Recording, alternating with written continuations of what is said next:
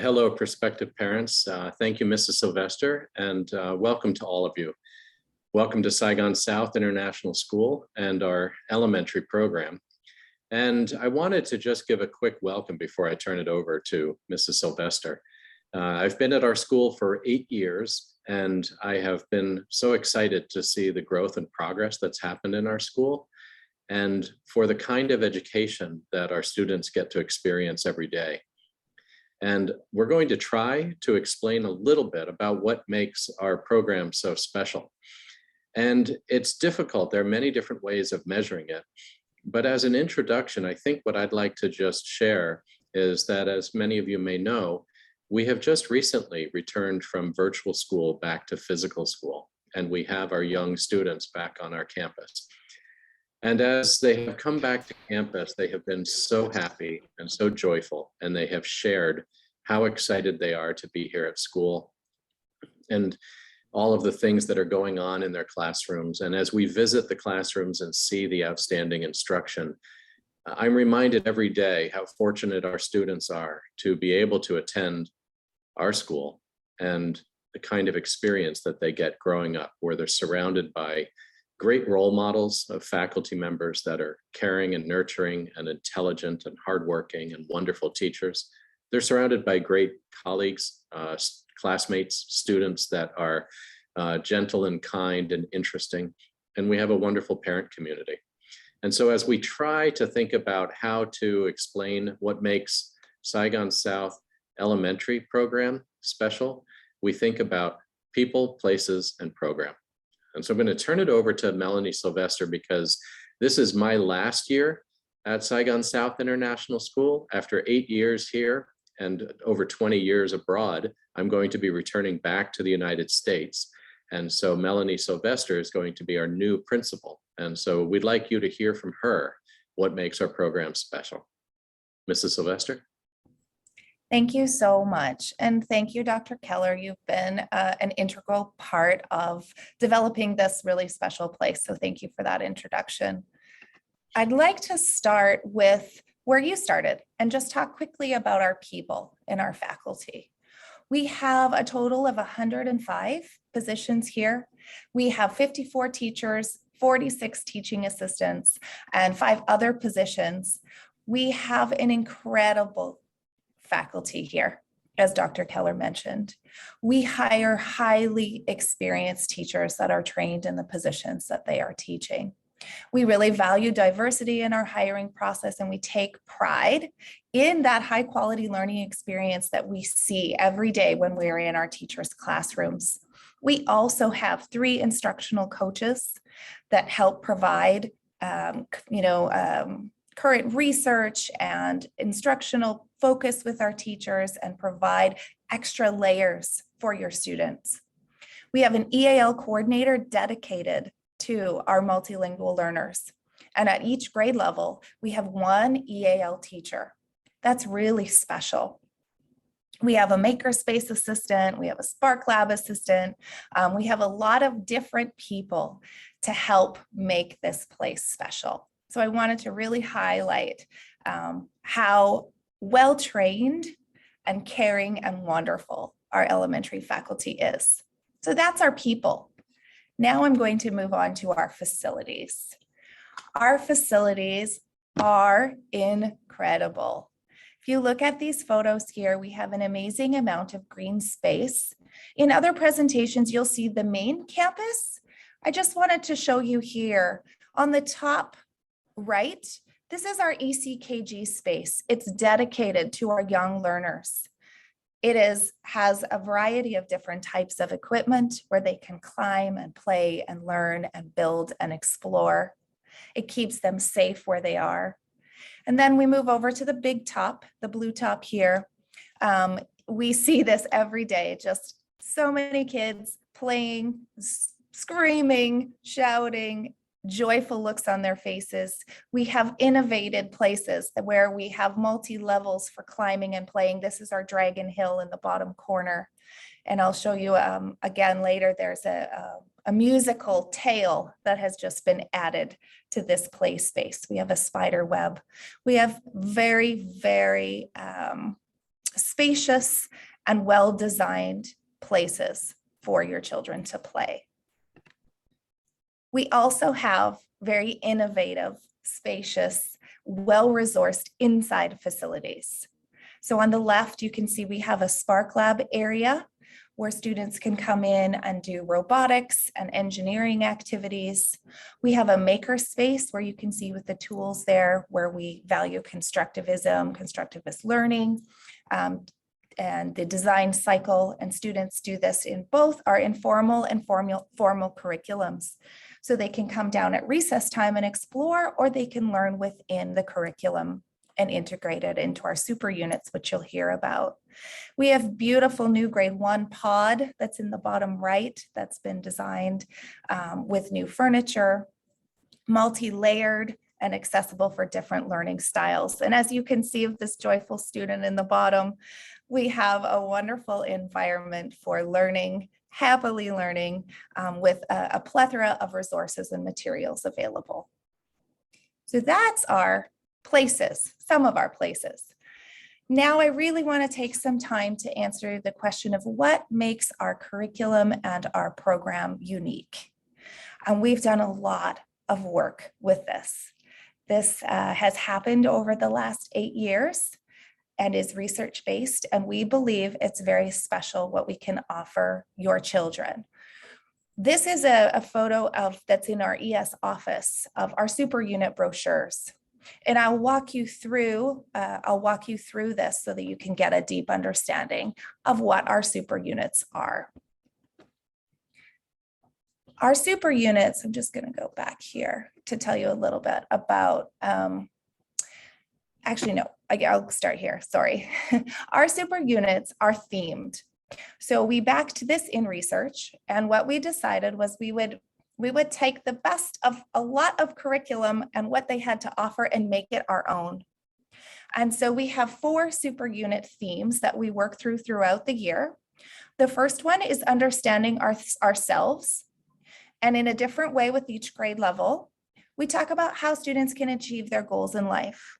Then we work to understand others and how we can serve the needs of humanity. Then we understand our environment. And this has a big sustainability and sharing the resources of our planet theme. And then we go biggest picture, understanding our world and managing the complexity of systems. So you can see this was carefully designed to start more micro with the student themselves and move up into the bigger system. So it's been very thoughtfully laid out and articulated from EC through to grade 5. To break this down a little bit further, we also then have attached to those themes, each has a thinking skill.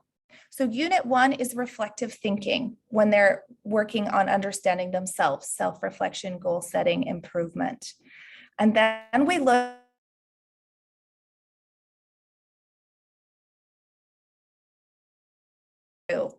thinking through that process. And then when we go into the environment, how can we think sustainably and appreciate the environment and share resources? And then when we understand our world, how do we understand bigger systems? Each of these units is based on inquiry and has projects attached with it. So back on how carefully designed this was and how powerful this is for our student learning. Here's an example. I'm going to just show you how this all works together. This is an example from grade 4, and I've gone to the biggest theme, the most macro theme of understanding our world.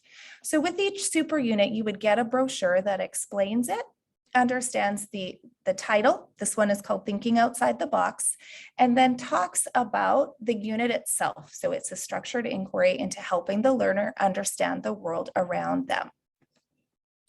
Inside this, you will see how we break down the super unit. We have an enduring understanding with each of our super units. So in this unit, we're helping the learner to understand that solving energy problems requires an understanding of systems and innovative thinking.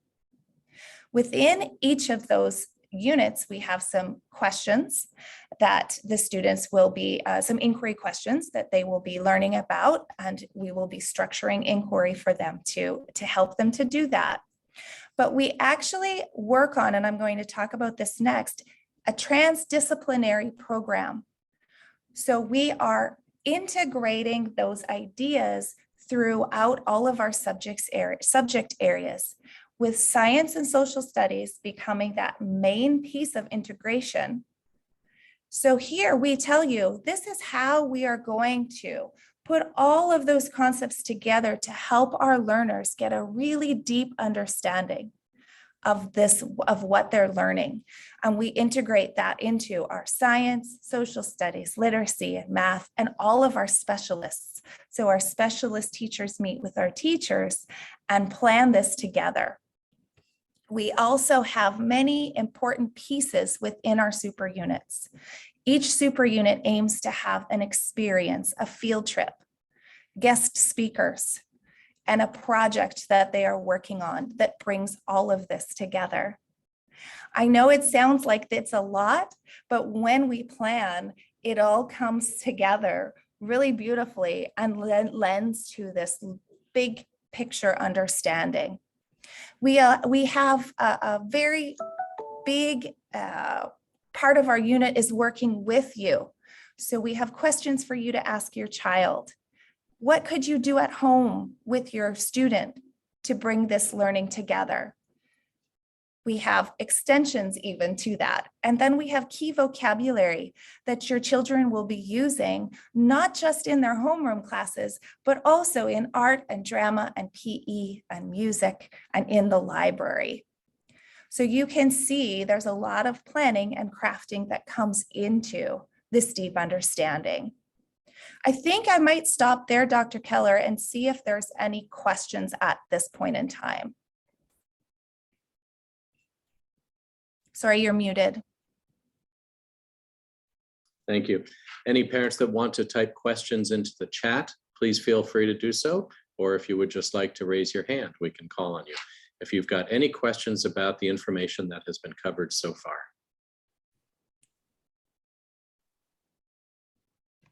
Thank you, Dr. Keller, and thank you, Mrs. Sylvester.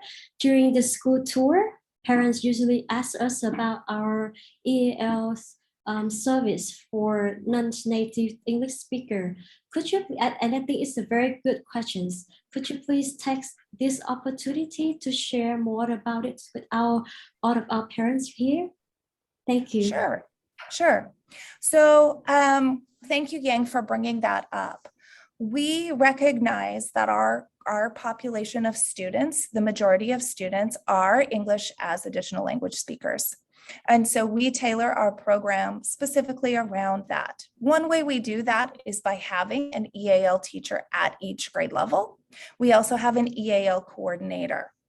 We do assess each student and put them into a program of English support that they may need.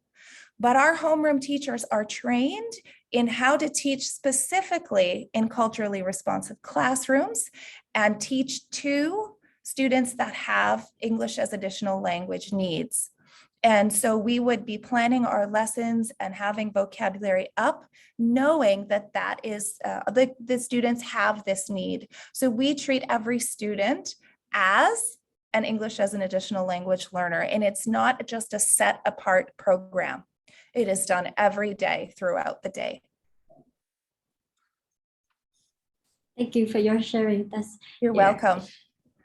I also have a very very interesting questions. Parents are concerned during the lockdown. Parents concerned about online learning. Could you please share a little bit about what adjustments have been made to enrich our program during the online learning? In terms of the virtual school, Yang? Yeah. Yeah, so now or from before? I just want to clarify. From before, yeah. What adjustment has been made in our program? Yeah, I think we are continually making adjustments. Being a part of this over the last 2 years, we have spent a lot of time planning and making sure that our students have a high quality virtual school experience. And I believe we have one of the best programs that we can offer. I think our virtual school program in the elementary school is outstanding. Our students are receiving specialist subjects. They're receiving a lot of tailored instruction, small group, large group, and opportunities to continue to learn our standards. So Dr. Keller or Dr. Moran, if you would like to add to that, then please do. I see Dr. Moran, your hand is up. Yes, I would really like to add to that, because I think it's a really important question in today's world. And we need to be prepared to offer an incredible program in physical school and an incredible program virtually.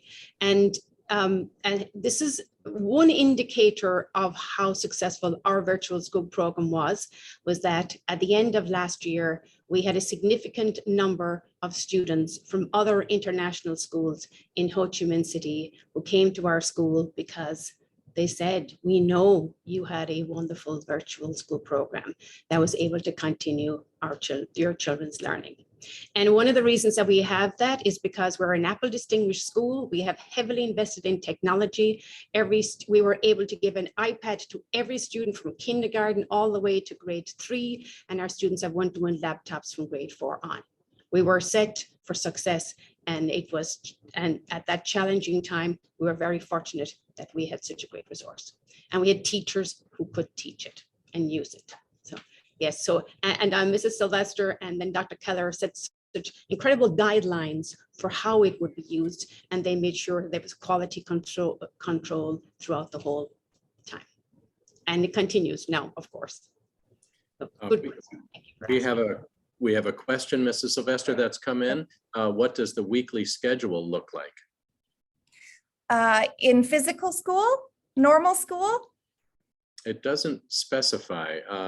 Alice Bao-Ngan, were you thinking virtual school or physical school or both?